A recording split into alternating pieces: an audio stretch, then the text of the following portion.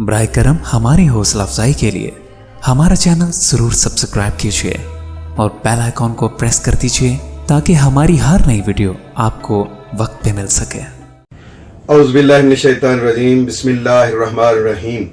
السلام علیکم خواتین و حضرات، میں ہوں آپ کا ہومیوپیتھک ڈاکٹر رضوان ثاقب اور آپ سے مخاطب ہوں شمع ہومیو کلینک لاہور پاکستان سے۔ آج ہم بات کریں گے آٹزم کی اقسام کے بارے میں۔ تو آٹزم کو ہم عام طور پر 4 اقسام میں تقسیم کرتے ہیں۔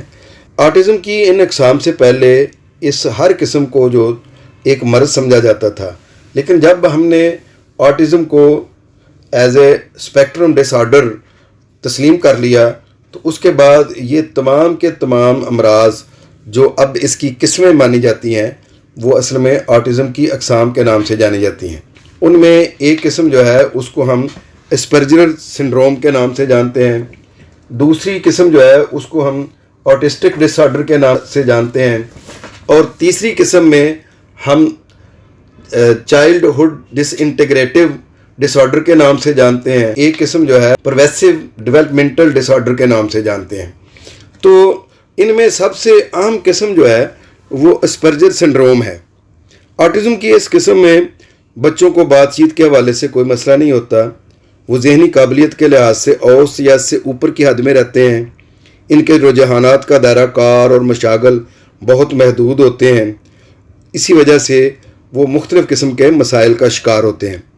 یہ بچپن کے آٹزم کی ایک ہلکی شکل ہے، یہ مرکزی اعصابی نظام کی نشو و نما اور کام میں خرابی ہے۔ اس کو سب سے پہلے آسٹریلیا کے بچوں کے ماہر یعنی ماہر اطفال اور ماہر نفسیات ہنس اسپریجر نے بیان کیا تھا۔ ایک دلچسپ حقیقت یہ ہے کہ بچپن میں ہنس اسپریجر نے غیر معمولی لسانی صلاحیتوں کا مظاہرہ کیا۔ اس کی یادداشت بہت اچھی تھی مگر وہ اکیلا رہنا پسند کرتا تھا، اس لیے اس نے خود اپنے اندر بھی اسپرجر سنڈروم کی علامات محسوس کیں، جن پر اس نے بعد میں ڈاکٹر کے طور پر کام کیا۔ اسپرجر سنڈروم ایک ہلکا آٹزم ڈس آرڈر ہے۔ بچوں اور بڑوں میں یہ بیماری ذہنی نشو و نما میں خلل پیدا نہیں کرتی۔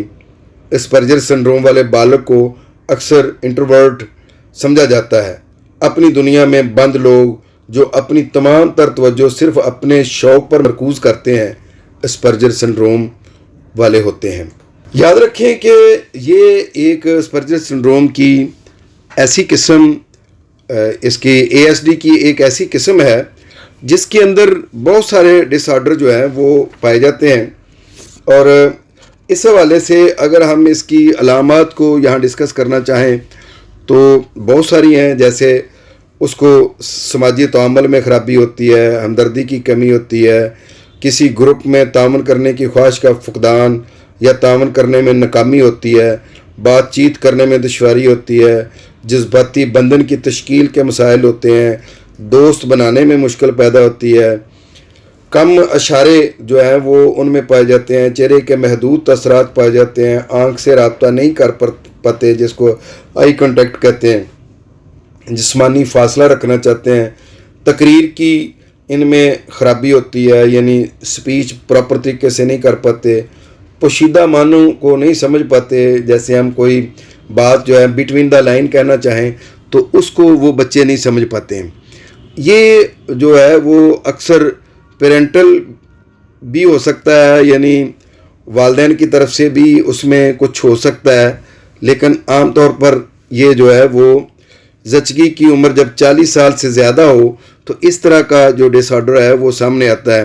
بعض اوقات ویکسینیشن کا رد عمل بھی اچانک یہ پرابلم پیدا کر دیتا ہے۔ اسی طریقے سے مرکزی اعصابی نظام کو نقصان پہنچانے والے دیگر عوامل جیسے کوئی کیمیکل ایسے جن کی وجہ سے یہ پرابلم ہو سکتا ہے، یا دماغی کوئی چوٹ کی وجہ سے اس طرح کا پرابلم ہو سکتا ہے کہ بچے جو ہے وہ اسپرجر سنڈروم میں مبتلا ہو سکتے ہیں۔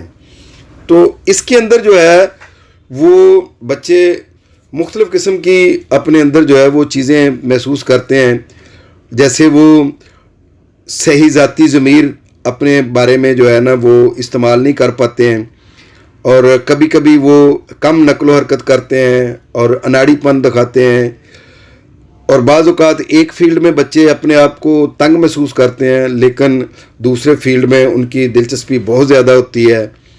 نئے دوست بنانے اور پرانے دوست رکھنے میں مشکلات پیدا ہوتی ہے۔ کوئی غیر معمولی مشغلہ، اکثر سائنس سے متعلق بات چیت کو برقرار رکھنے کی صلاحیت میں کمی ہوتی ہے۔ بار بار ہاتھ دھونے یا اشیاء جمع کرنے کے اور ان کو گننے کے بڑے جنونی ہوتے ہیں۔ کھانے کی غیر معمولی عادات ہوتی ہیں جو جسم کے وزن میں کمی کا باعث بن سکتی ہیں۔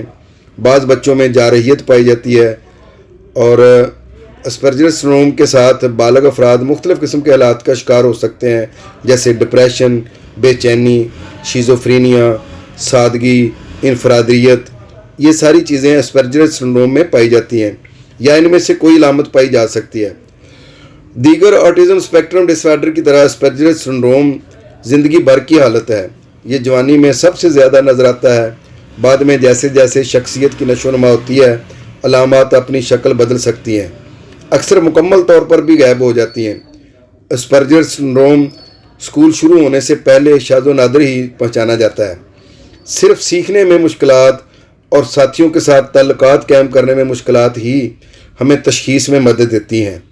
اسپرجر سنڈروم کی تشخیص عام طور پر اسپیچ تھراپسٹ یا پھر کوئی ماہر نفسیات یا کوئی خصوصی معلم وہی کر پاتا ہے، یا کسی اچھے ہومیوپیتھک معالج سے بھی اس کی تشخیص کروائی جا سکتی ہے۔